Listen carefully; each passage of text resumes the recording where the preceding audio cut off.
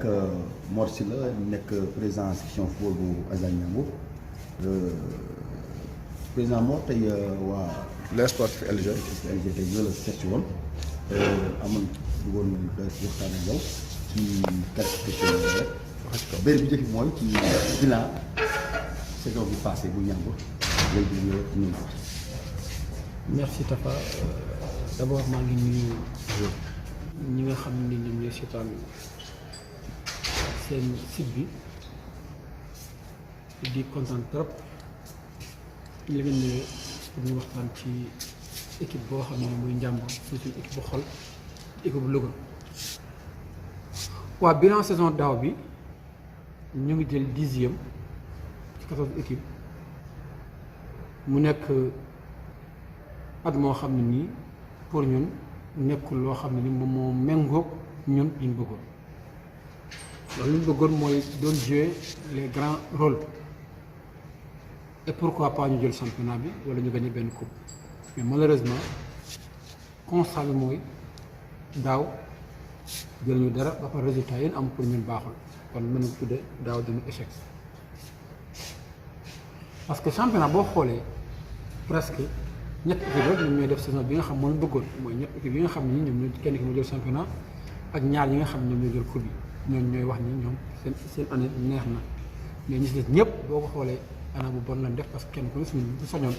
jël coupe wala jël championnat bi kon daaw pour tënk rek mooy que ni daaw saison bi ñu def baaxul loolu moo tax ci biir saison bi ñu changé entraîneur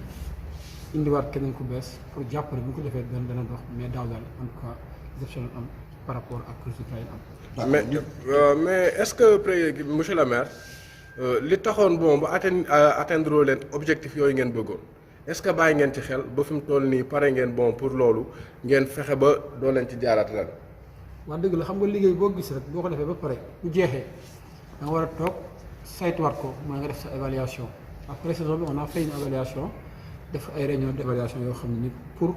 nattaat xool segg ñu xool daaw li ñu defoon ci lu baax ñu gën ko yokk ñu xool daaw ci li ñu defoon ci lu bon ñu wàññi ko pourquoi pas duñ ko defar ren loolu tax stratégie bi ñu ciblé ay joueurs yoo xam ne dañu waroon jël ci année bi nii mais également bàyyi yenn joueurs yi nga xam jàpp na ne amul leen njëriñ ci biir loolu am na joueurs yoo xam ne nii dañoo génn bi dem bitim réew pour liggéey foofu ndax ñëpp xam ne ni football africain du dundal nit ki loolu it ñu xool ci condition parce que football résultat lépp la parce que d'abord da nga xool ci le plan financier xool ci wàllu voyage yi wàllu restauration wàllu nekk ni groupe bi mooy la vie du groupe mais également façon travail bi mooy méthode bi mais également planification bi ñu defoon daaw par rapport ak choix yi ñu jëloon dem génn hivernal dem danga nangam bi ñu ko xoolee ba saytu ko ñu toog autour d'une table ñu waxtaan ñu ni ren jii kat li ñu bëgg mooy d'abord toog Louga li ñu bëgg mooy jours yi ñu soxla leen par poste et par ligne. ok li ñu bëgg mooy voyage bi doon na métti trop ñu luyee ay oto dañu bëgg voyage bi gën a baax ci loolu monsieur le ministre dégg ko góorgóorlu ci ba indi ñu ab bus boo xam ne nii pratiquement voyage yi ñu defagul ci mi-saison bi moom mooy préparation bi wax dëgg yàlla mucc na ay parce que car bi yaatu na confortable na ci biir climatisé na. mais également wax dëgg yàlla dana permettre kenn ku ne mu nekk à l'aise bu ñu am voyage te loolu dafay bokk ci critère de performance. aussi Mor xam nga aussi ren am na joueurs yu bëri am nga départ est-ce que mën nga wax ci départ bi. waa départ yi boo ko xoolee Mbaye Cissé la muy un gardien de but bu fi nekkoon daaw jóge fii dem douane parce que daaw bu ñu ñëwee dafa kii ma ko indi woon Alimal mu am fi une saison parce que benn contrat moo jeex. mu dem renouveler le contrat mu Mbaye Cissé boo xoolee aussi daaf mi ngi fa woon moom tamit contrat moo jeex mu dem boo xoolee Demba Sy mi ngi fa woon dafa dem France ci benn équipe bu Ligue 2 boo continuer nga xool ni Drogba aussi dem na moom it contrat am jeex mu dem Europe Fayulu Keita dem na moom it contrat am jeex na mais avant muy jeex dem na. ba nga xam ne nii au moins mi ngi monnaie talent moom tamit Bosnie-Herzégovine Demba Darbo tamit loolu moo ko arrivé moom tamit mi ngi Macédoine Macédoine oui voilà fa la nekk moom Demba Darbo kon ci tënk rek am na ñoo xam aussi dañ leen libéré waaw ñu ñu libéré mooy ku mel ne Rachid ki libéré dafa moom tamit contrat moo jeex moom ak Sidiki yi seen contrat moo jeex donc kon loolu mooy départ yi nga xam ne nii équipe bi wax dëgg yàlla gis nañ ko pour ñu nekkoon fi daaw jóge fi ren. ok dégg naa macha allah nga wax ay joueurs yoo xamante ne si dem nañ extérieur bari nañ trop loolu duma koy faral di dégg fii Ñambur may laaj ba xam aussi tamit est-ce que ñooñu dem Ñambur dafa am kum ci jaay koo xamante ne si dafa amoon contrat ak moom. dafa am loo xam ne ni c'est le volet administratif mooy loolu administration moom moo si mën a répondre mun daal li ma xam ba xam ko mooy que ni Drogba ak Demba Darbo ak Oscar bi ñu dem nekkoon ci contrat wu jàmbur lépp loo xam ne am na ci jàpp naa ña ko war a tontu ñoom dana ñëw tontu ko mais man li ma mën a expliquer mooy sur le plan sportif loolu laa nekk nga xam ne loolu moom loo ma ci laaj incha allah tontu mais loolu moom da ngay bàyyi ba gis le coordonnateur ou le secrétaire général mu xam naa dana am loo xam peut-être moom moo la si mën a wax quoi ndax équipe bi ren dafa am lu tëddee mooy dana am ku chargé communication muy Cheikh Touré ba tax na lépp loo xam ne ni dafa xóot ci biir rek dañ koy bàyyi moom exclusivement moom mu di ko wax mooy loo xam ne ni kenn déggu ko dañ war a toog en réunion wax ko moom mu wax ko loo xam ne ni aussi bu dee club bi moom mooy communiquer moom it mooy ñëw bu jàkkaarloog journaliste yi pour ñu communiquer fekk na aussi jël na initiative yu rafet mooy présenter joueurs yi avant saison bi présenter aussi équipement dina ñëw parce que ren am nañ ñuy solal ñuy wax bu sport yooyu yëpp ay innovation yu détail la yu rafet la yoo xam ne ni équipe bi wax dëgg yàlla bëgg nañ ko mu gën a màgg daal. ku xool li nga wax léegi ci départ yi bëri nañ trop mais est-ce que def nga recrutement boo xam ne di nga ci mën a am ci saison incha allah. dëgg la xam nga football am ñett voire ñaari façon yu ñuy recruter benn bi mooy nga am ay moyens nekk président wuti ay joueurs yu mag indi leen après nga ñëw jël entraîneur ni ko dama bëgg si joueurs yi ma la jox nga def sa résultat benn bi mooy nga wut entraîneur moom mu dem wut ay joueurs pour mën a def philosophie de jeu ñaari wute la benn bi mooy équipe bi moom mooy am ay joueurs entraîneur ñëw adapté wu par rapport ak joueur bi yor beneen mooy entraîneur moo fi nekk wut ay joueurs moom mu imposer leen li nga xam ne moom lay def muy philosophie de jeu loolu moo am bii nag bi ñu choisir mooy ñu wut entraîneur jox ko confiance bàyyi ko pour que moom mu wut ay joueurs yoo xam ne nii dana ci loolu la nekk wax dëgg yàlla moom ñi mu bëgg ñëpp pratiquement ñu ngi siy góorgóorlu pour mu am ko naam nag kenn mënul ni dañ on la satisfait na ko à 100%. waaye lu bare bare loo xam ne daal bëggoon nañ ko ndax mën a bëggoon na ko parce que li mu bëgg ñun ñoo ko bëggaale ànd ak moom parce que dama bañ ëllëg ñu ni coach bi moo jël non ñun ñëpp a jël li tax man ñëpp a jël mooy que ni coach bi même bu nekkee fii di jël dañ koy ànd ak moom kon bu ëllëgee lépp lu amit mu baax mu bon ñun ak moom la parce que kenn du ko lâché. les responsabilités seront partagées. nu mu ci mënti demee. nu mu mën a demee daal. staff bi yëpp y compris même les bagagistes adjoints. mais également ñi nga xam ñoo yor préparateur de gardien préparateur physique le préparation de football ñoom ñëpp lii am tey ñoom la nous sommes tous engagés. mais est-ce que bagagiste moom xam na joueur ba ngeen koy boole ci recrutement bi. non xam nga bu ma nee bagagiste mooy ab liggéey lépp performance la su nekkee bagagiste dana góorgóorlu ba à chaque fois bu nekkee entraînement matériel bi gën a teew dana tax entraînement bi di commencé heure sangam su góorgóorlu ba nga xam ne joueur yi duñ mar nga xam ne heure bu mu waree mar mu indi leen ndox mi bagage ma ngay def rôle su góorgóorlu ba équipement yi ñuy sol ak dosaar bi mën di ko indi ma ngay def liggéeyam su góorgóorlu ba matériel bu ñu entraîné par mën ko dajale ba dara du manque pour que bu ëllëgee ñu mën fexe matériel bi muy def liggéeyam kon football lépp am solo ka nga gën a gis mu gën a ñàkk solo pour nit gars yi am na solo si football parce que la muy def dafa bokk ci li ñuy tuddee naan critère de performance kon ñun ñëpp ci la bokk maye bu xat waaye maye bu tilim wala maye boo xam ne nii bu ko solee bu ko jour bi solee du nekk à l'aise kon loolu dafa bokk ci critère de performance parce que jour bi dafa war a nekk à l'aise nga teg ko ci conditions yu maximales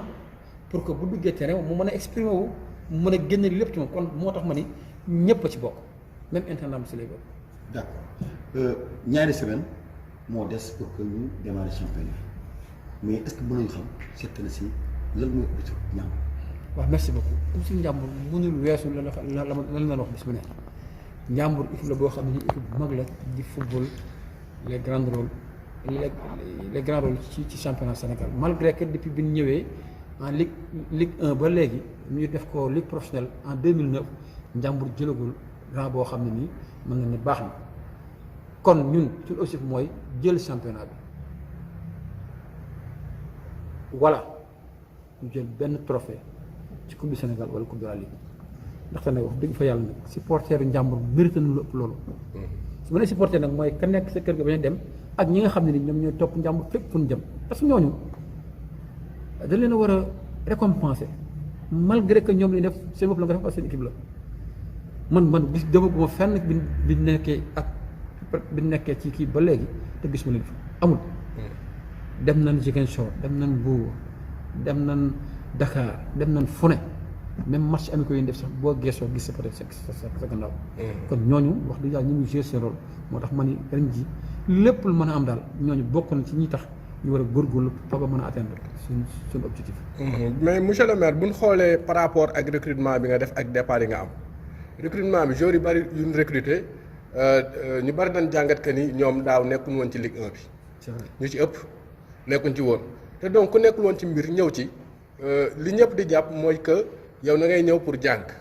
mais ñëwoo peut-être pour jouer benn rôle boo xamante ne na ngay jot ci kanam lu waral choix wu recrutement yi ngeen def li ci ëpp doole ci nawetaan yi la. am na sax ñuy wax naan ñenn ñi équipe yi ñu jógee bon équipe yooyu ren danoo nekk ci ay jafe-jafe ñoom mënul leen apporter donc ñooñu mën a apporter Azak Ndiambour lu bari loolu yow loo ciy wax. waaw dëgg la loolu xam nga gis-gis la te kenn ku ne libre nga pour gisal ni nga xam moom nga jàpp ni te amul kenn koo xam moo yor la monopole du savoir mooy du man du Assane Diallo du keneen te nag équipe bi kenn moom ko ku ne war na si mën a wax xalaatam loolu xalaat la boo xam ne nii jar na ñu càmbar ko parce que ki ko wax da ko wax ngir bëgg peut-être mu gën baax mais xam nga dama ni léegi équipe bu ñu ko joxee nit ma jox ko ñu jox ko kenn mu ne woon dafa soxla lii pour am résultat yow nga defal ko da nga jàpp kon loolu la soxla parce que amul benn jour bi yi nga tudd yooyu yoo xam ne ni kenn ma ko yóbbu lépp entraîneur moom moo ko choisir pour indi ko ci équipe bi jàpp ni leen ko laaj loolu mooy tax mu mën ko am donc pour loolu dëgg la dama lay rejoindre que ni joueurs yi ngi wax yëpp wax naa ko la fois passée amul kenn ku ci am tur amul waaye football tur da nga koy am da ngay judd rek am ko ñoom nag ñoom ñoo war a góorgóorlu ñoom ñu choisir parce que le mot choix est très important en football parce que boo choisir éliminer nga tey jii nii Assane Diallo pouvait prendre d'autres 30 ba mat 100 parce que joueur Sénégal bari na nekkul ñu fi jël ñun jël nag ñoo war a am ngor war a góorgóorlu ba mérité choix boobu ñu def si ñoom parce que football bi différence bi bariwul ni Ligue 1 ni Ligue 2 ni national parce que ñoom ñëpp ñooy bokk fu ñuy football koo gis mu nekk pour rek jaar na fii kon ñoom ñoo war a góorgóorlu ba entraînement ñuy dem heure bi ñu war a dem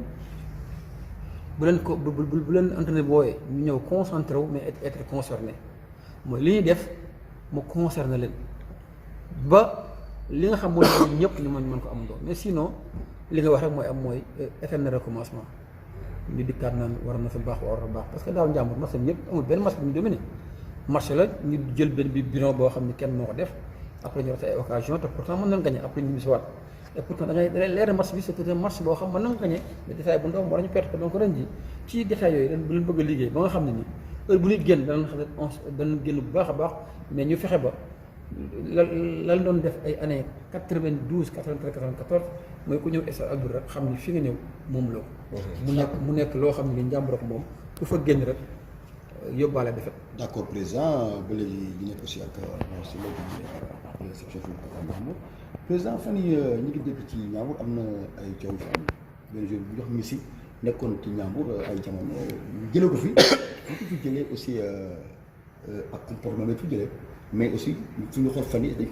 ko boole ci recrutement bi loolu est-ce que mën nga xam jàngat bi leeral ñu pourquoi ñu jël jour boobu. su doon ni interview da nga ko préparé mun naa la question boobu du ñu si répondre mais comme lu ma waxoon rek lépp loo xam dafa nekk wàllu sport